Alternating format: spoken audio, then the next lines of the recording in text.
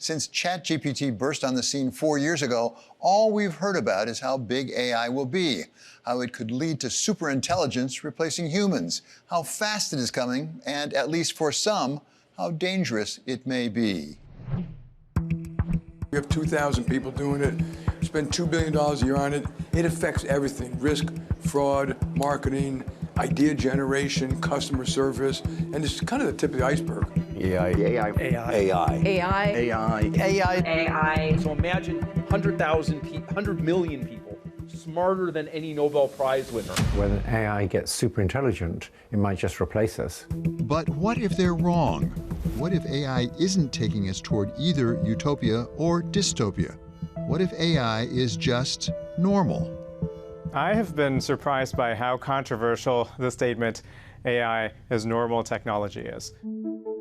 Arvind Narayanan is a professor of computer science and director of the Center for Information Technology Policy at Princeton. He's also co-author of the book AI Snake Oil: What Artificial Intelligence Can Do, What It Can't Do, and How to Tell the Difference. We acknowledge that AI is a powerful general-purpose technology. Compare it to electricity, the internet, I think even the Industrial Revolution.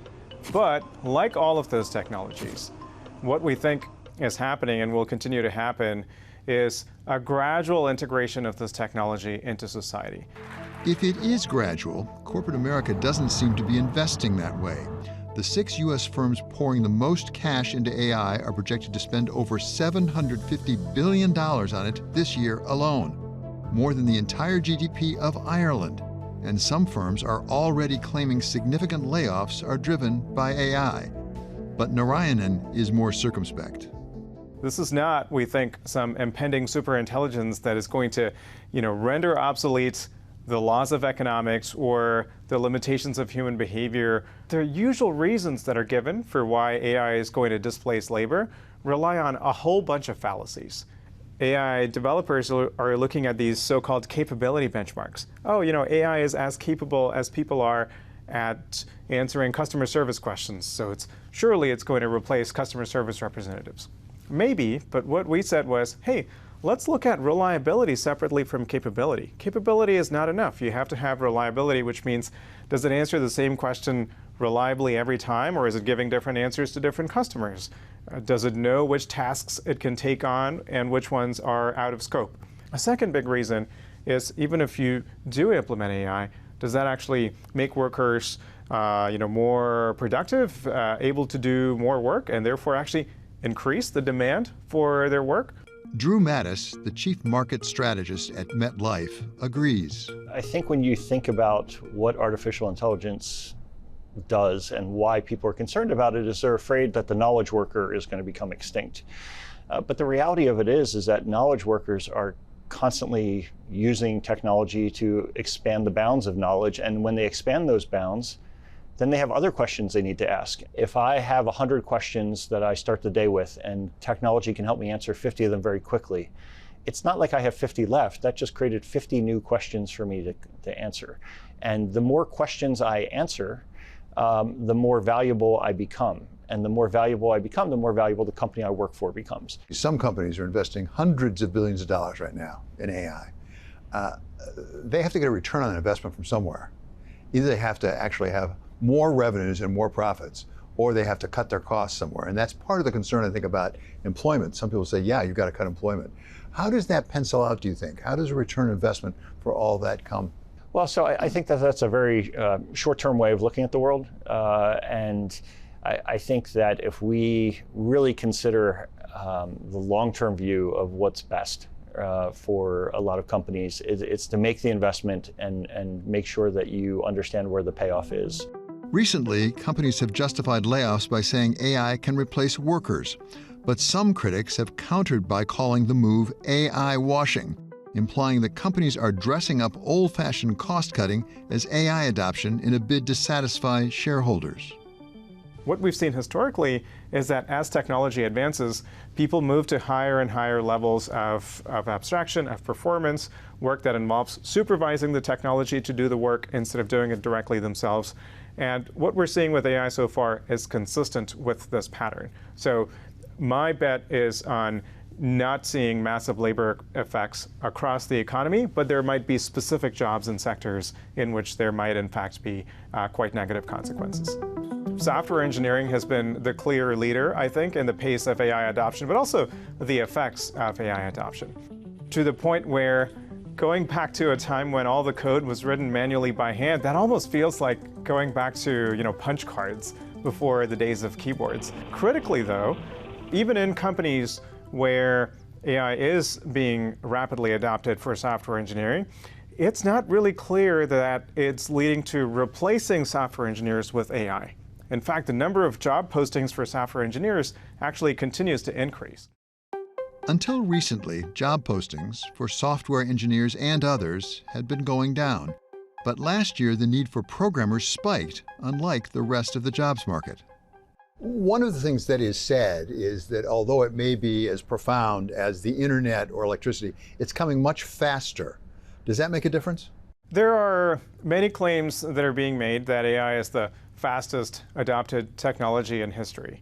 But when we looked at those numbers when writing this essay, we weren't really convinced. If you look at something that could really make an economic impact, like replacing customer service representatives with chatbots, for instance. I mean, when ChatGPT came out, so many people, including me, thought that that was the first thing that was going to happen in terms of labor effects. Chatbot, it's right there in the name. Why is that still not happening for the most part? It turns out that when you kind of look at this deeper AI integration where there are risks, there are legal liabilities involved, there are structural and organizational changes that companies have to make, it's not so simple.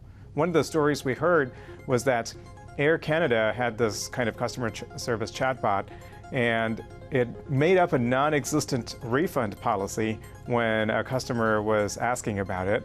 And the customer got upset and sued. It went all the way to the Canadian Supreme Court, and what the court decided was to force the airline to abide by this non-existent refund policy. The speed limits in many cases are things like regulatory barriers that have, of course, been inserted by humans, but for very good reasons. There's kind of a saying that every regulation is written in blood, every safety regulation at least.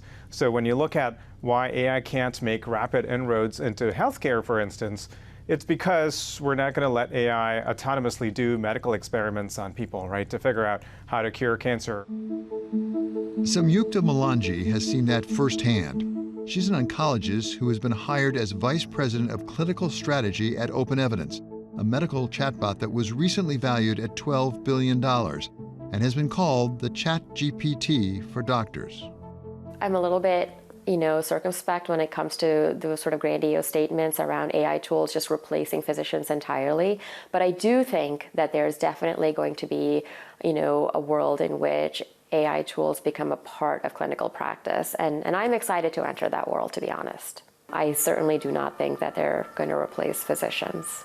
Every single company founder putting out statements talking about the efficacy of their tool, they'll say something like, this tool has outperformed a group of physicians in coming to a diagnosis or solving a clinical problem.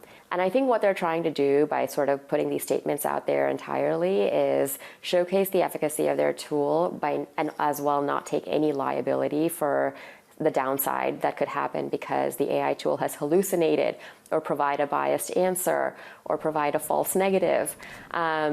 And I think that's a real problem. I think it's actually really inappropriate to sort of make statements like that without kind of sort of assigning or taking on responsibility for what happens when your algorithm messes up. What happens if a physician takes on a recommendation that an algorithm has generated and that turns out to be the wrong one? Who kind of assumes that responsibility? Like most technology, AI will continue to improve. And even if it doesn't get everything right now, that potential for improvement leads some to worry that it might get too smart for humans to handle. Among those raising concerns is Geoffrey Hinton, a Nobel Prize-winning computer scientist known as the godfather of AI. Suppose that some telescope had seen an alien invasion fleet that was going to get here in about 10 years. We would be scared and we would be doing stuff about it. Well, that's what we have. We're constructing these aliens, but they're going to get here in about 10 years and they're going to be smarter than us. We should be thinking very, very hard, how are we going to coexist with these things? What do you say to the people who say there may actually be a greater danger here beyond just losing your job? Where I disagree with people like Hinton is on two big things. One, if we just club a whole bunch of things together as some umbrella category of AI risk and then treat it as an AI problem, we just lose a lot of clarity and we lose a lot of avenues by which we can actually address the problem. So one kind of risk that people are worried about is that AI is very good at hacking, finding new vulnerabilities in software, and maybe taking over critical systems. That is something we should be worried about, but it turns out that specific risk has a very specific solution. But this idea that we should imbue AI with a maternal instinct, or in computer science it goes by the term alignment, that AI is going to magically know what is the right thing to do in every possible situation, that seems like a pipe dream to me.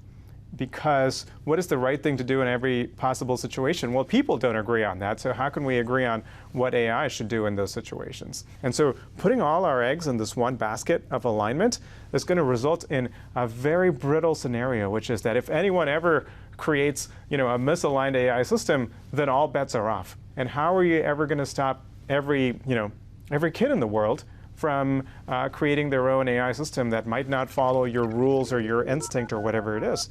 Because the trend we've seen is that something that takes a data center today, within a few years, is going to be something that you can do in your mom's basement. Whatever this new world of AI makes possible, Narayanan says there's one thing that it simply will not be able to do: predict the future. Once this happens, we will have no choice but to rely on AI in order to figure out what, let's say, military or geopolitical strategy should be.